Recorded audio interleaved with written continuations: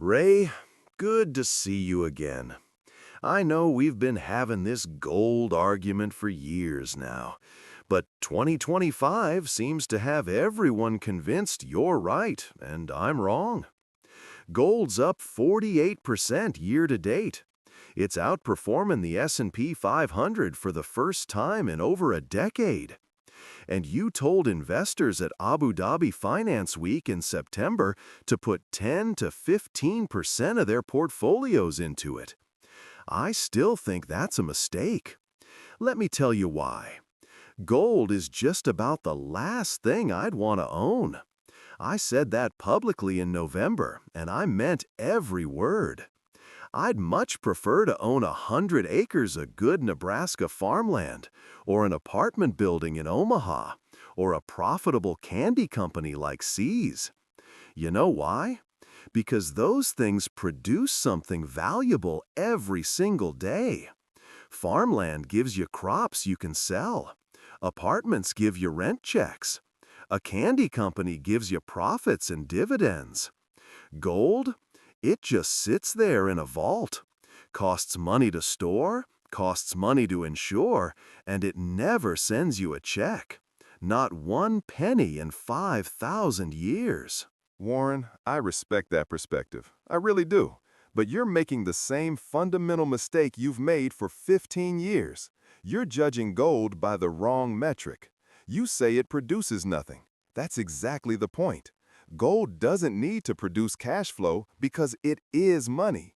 It's the ultimate form of money with 5,000 years of unbroken trust across every civilization that's ever existed. And in 2025, when we're staring at $38 trillion in federal debt growing at $69,000 per second, when central banks are buying gold at record levels, when the dollar is losing reserve currency status in real time, gold isn't an investment in the traditional sense. It's insurance.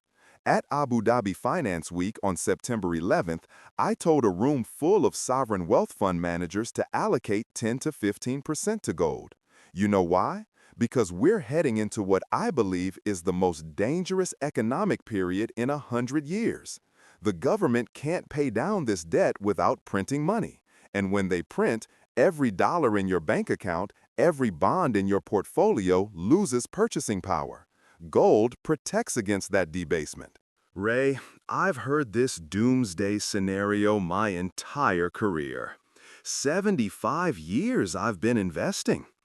In the 1970s, the gold bug said the dollar would collapse. It didn't.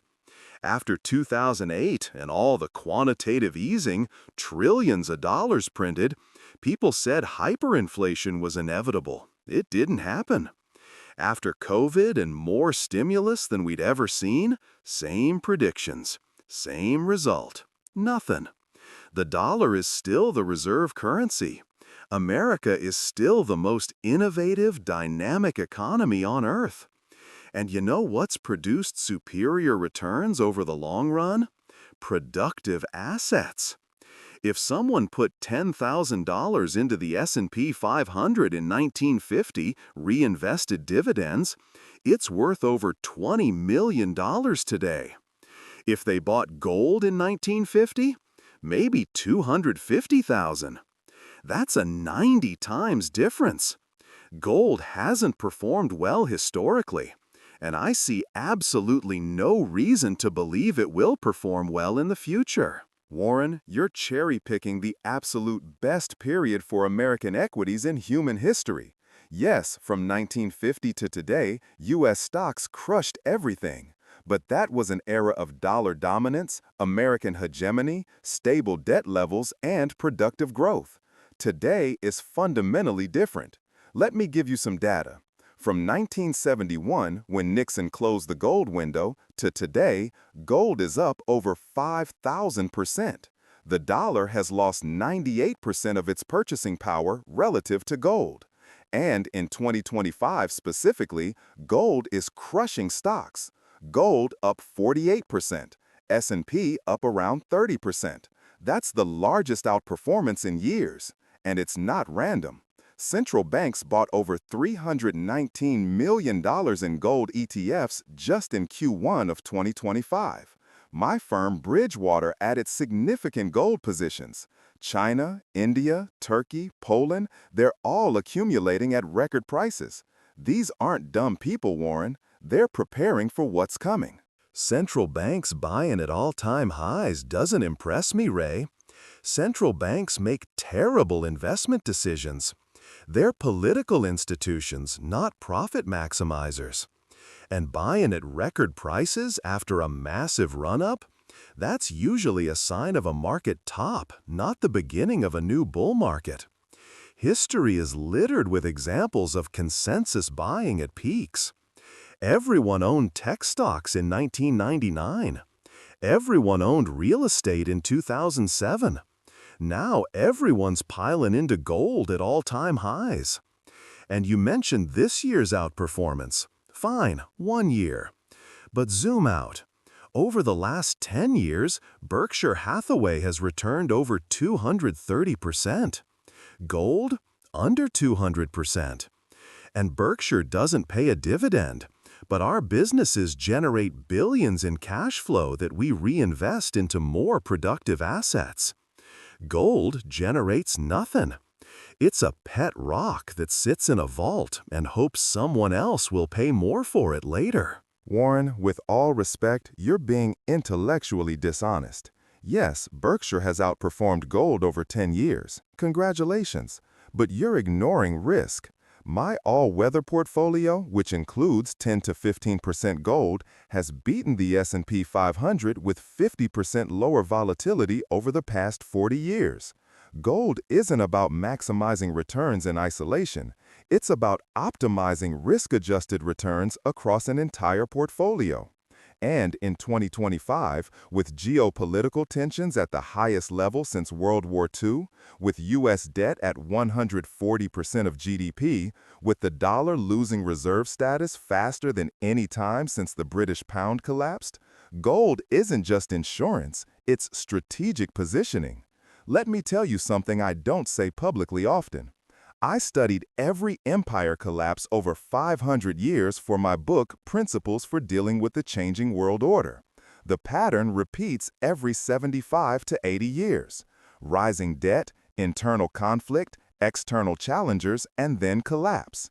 We are in that pattern right now, the 5 to 10 years before the reset. And gold is the only asset that survives every single collapse. Every collapse?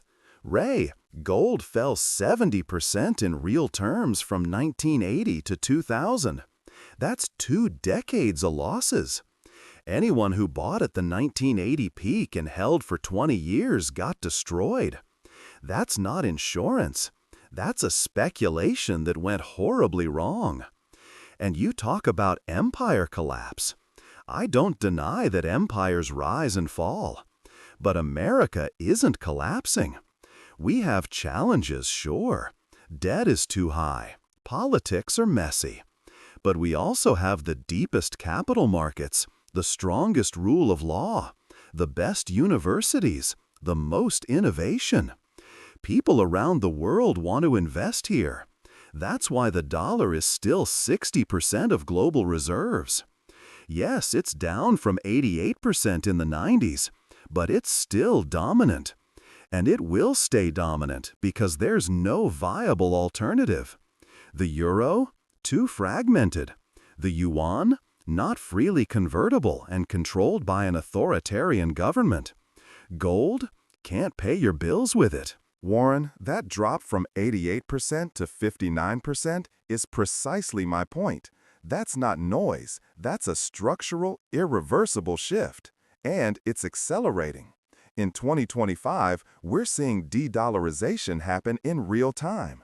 BRICS nations, Brazil, Russia, India, China, South Africa, are settling bilateral trade in their own currencies and gold. Saudi Arabia didn't renew the petrodollar agreement after 50 years. That's massive. Iran and China are trading oil for yuan. Central banks are diversifying reserves away from dollars at the fastest pace in history. This isn't theory. This is happening right now. And when reserve currency status tips past a certain point, it doesn't happen gradually. The British pound was the reserve currency in 1900. By 1975, it was finished. Took 75 years. The dollar could lose reserve status in 10 to 15 years, given how fast things move in the modern world. And when that happens, anyone holding dollars or dollar-denominated bonds will watch their wealth evaporate. Gold is the ultimate hedge against that.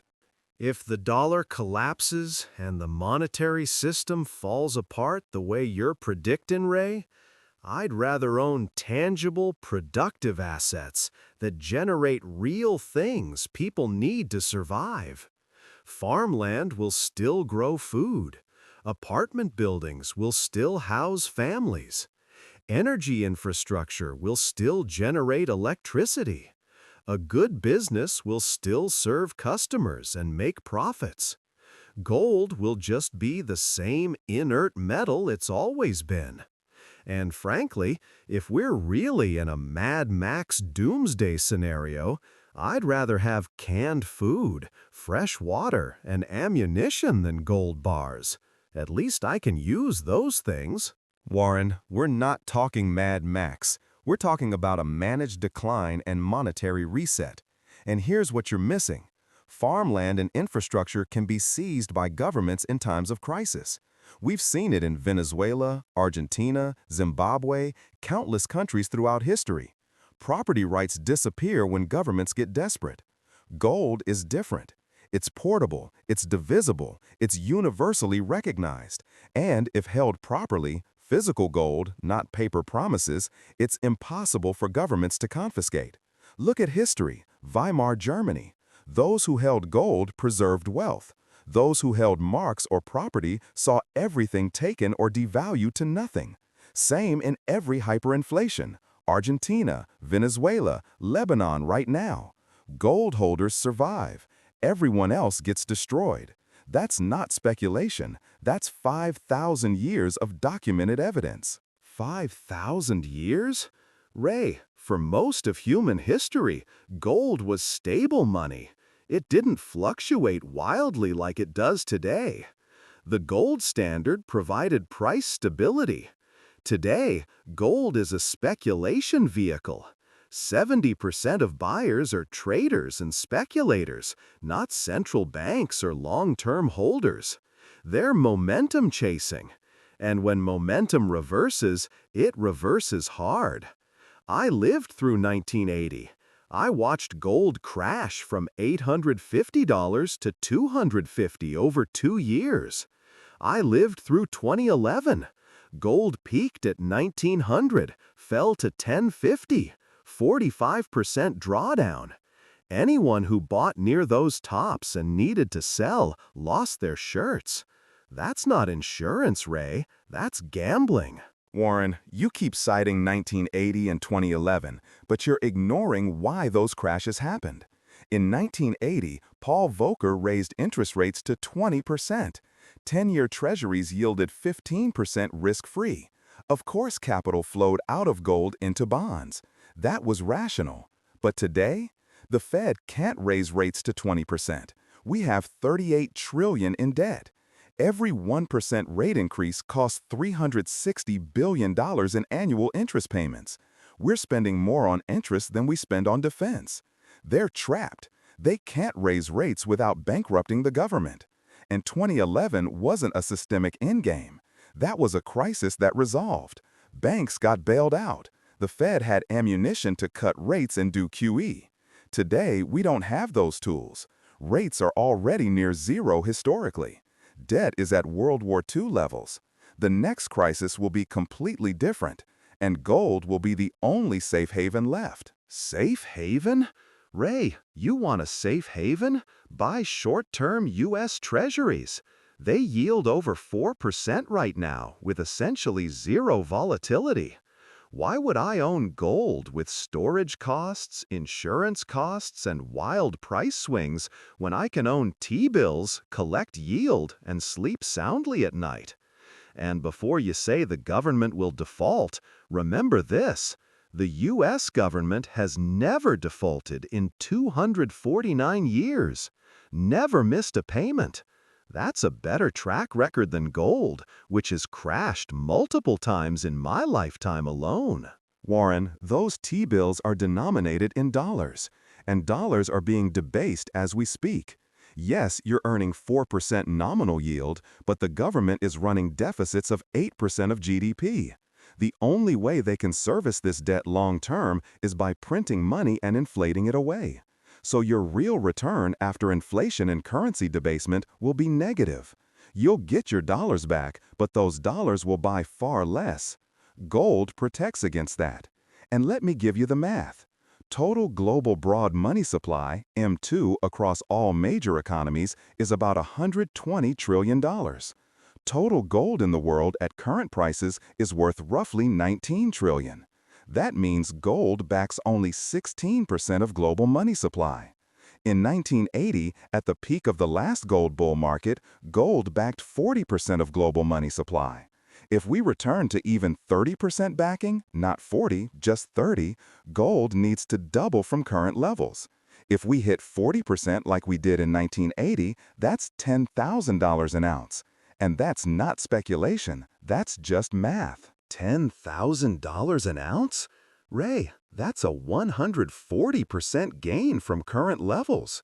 You're predicting not just a bull market, but systemic collapse. And let me challenge your math. You're assuming money supply stays constant or grows. What if we get deflation from debt deleveraging? What if the money supply contracts? Gold fell 70% in real terms from 1980 to 2000 during a period of monetary expansion. Why? Because productivity and innovation create real wealth that gold doesn't participate in. A share of Apple gives you exposure to revolutionary products that change how billions of people live.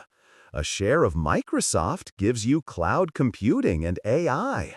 Amazon gives you e-commerce and logistics. These companies create trillions of dollars in value. Gold just sits there, doing nothing. Same element, same properties, same lack of innovation for 5,000 years. Warren, I love you, but you're being intellectually dishonest now. You know the money supply isn't contracting. It can't. We have too much debt. Governments will print to avoid default.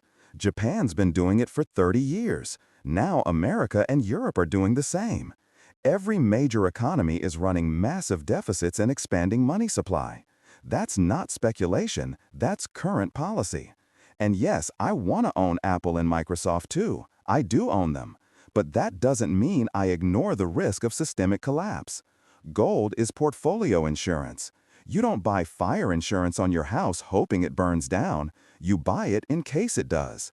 I allocate 10 to 15% of my portfolio to gold.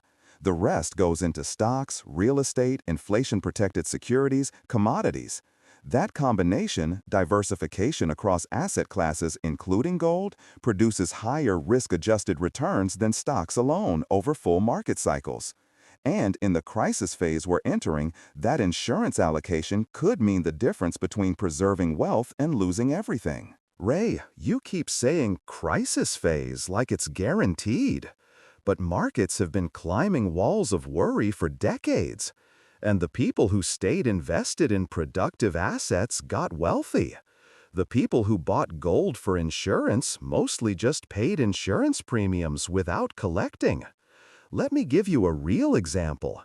In 2008, when Lehman Brothers collapsed and the financial system nearly died, what happened to gold? It fell.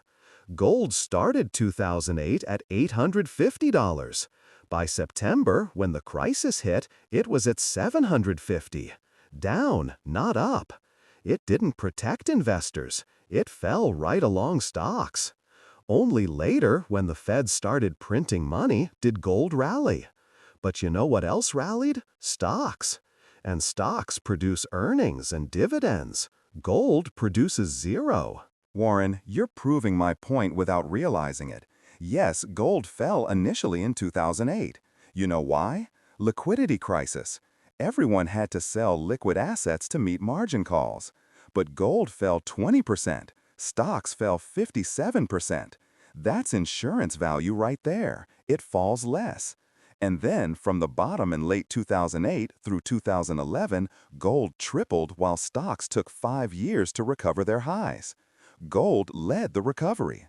That's exactly what insurance is supposed to do: preserve more capital in the crash, then outperform in the recovery. And here's the key difference between 2008 and today. In 2008, we still had policy ammunition. The Fed could cut rates from 5% to 0. They could launch QE from a clean balance sheet. Today, we don't have those tools. Rates are already historically low. Debt is double what it was then.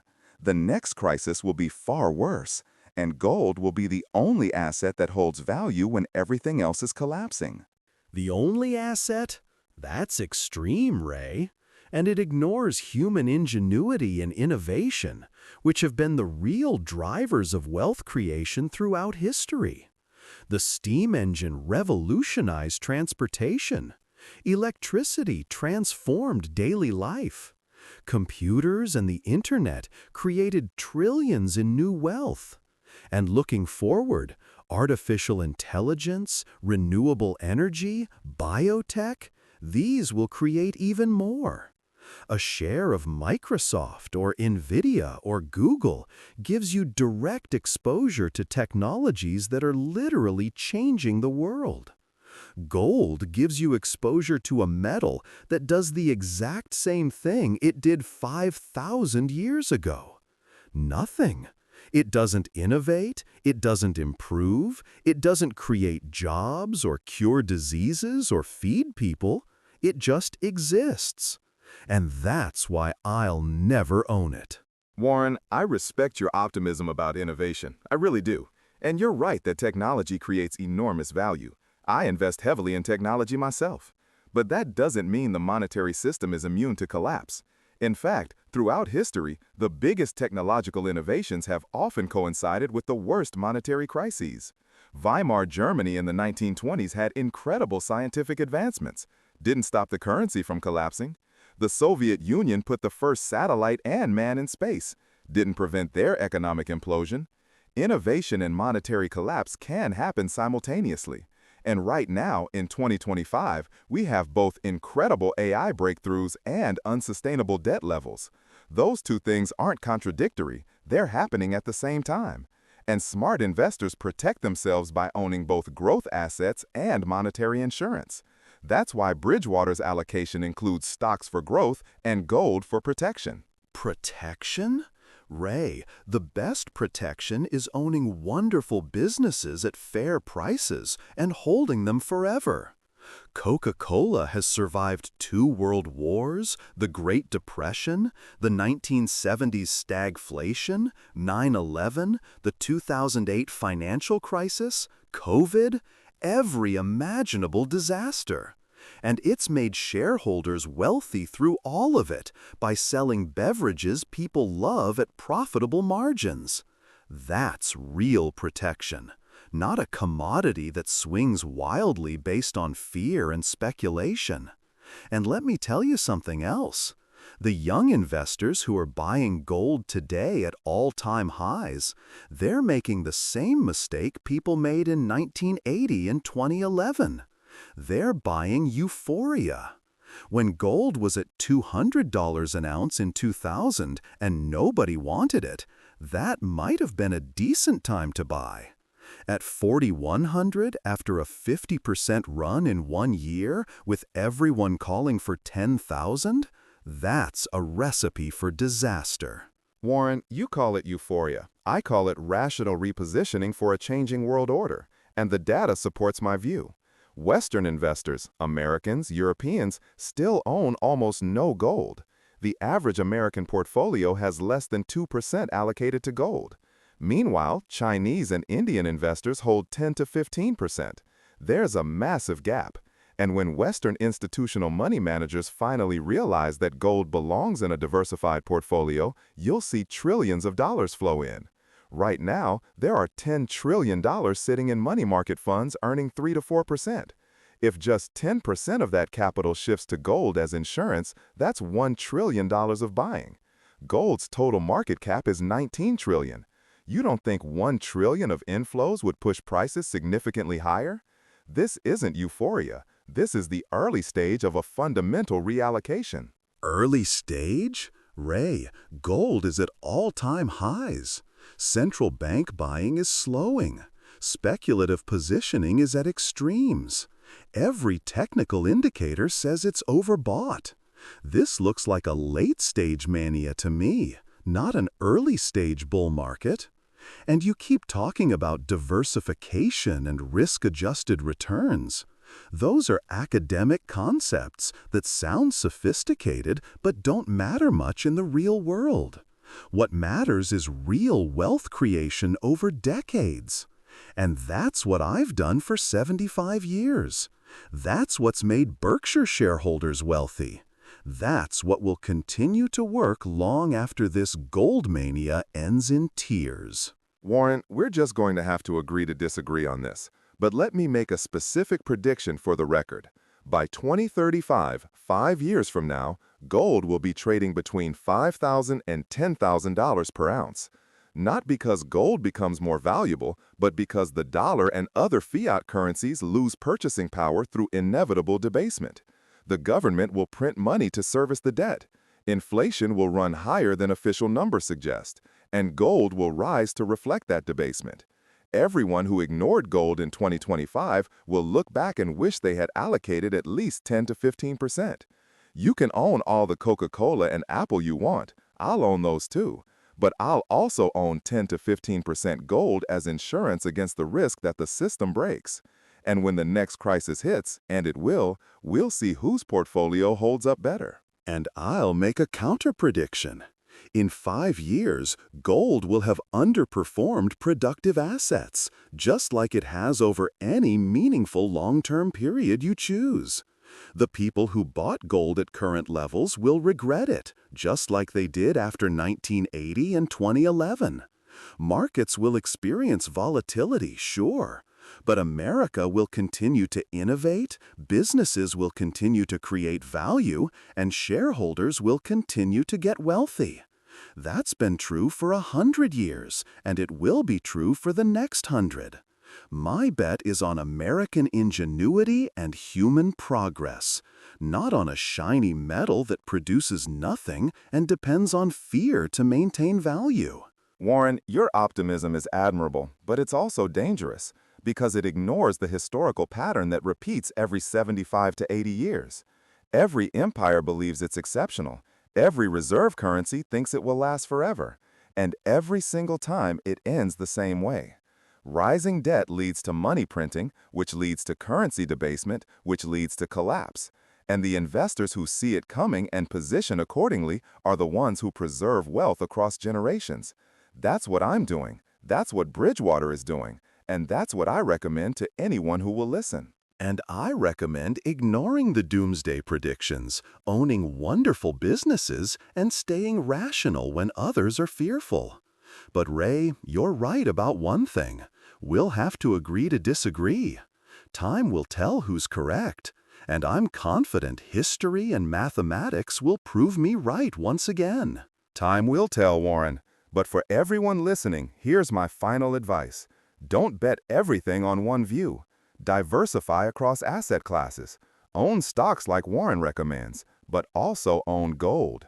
10 to 15% minimum.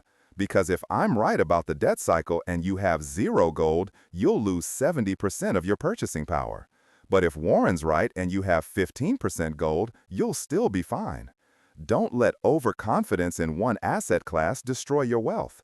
Hedge your bets, protect your family, own some gold. And my final advice, own businesses you understand, run by people you trust, in industries with favorable long-term economics. Hold them forever. Ignore the noise, ignore the fear. And don't waste money on gold that could be invested in productive assets compounding at high rates of return. If you absolutely must own some for psychological comfort, keep it minimal, 2 to 5% maximum. And pray you never think you needed it. Because if you bought great businesses and held them long enough, you never will. 2 to 5% won't save you in a currency crisis, Warren. And 15% will drag down your returns in a productive growing economy, Ray. I guess we'll reconvene in 2030 and see who was right. I'll be here, Ray. I expect gold will be lower, stocks will be higher, and the doomsday scenario will have been postponed once again. Just like it's been postponed for the last 75 years. Or perhaps this time really is different because the debt finally became unsustainable. We'll see. We will indeed.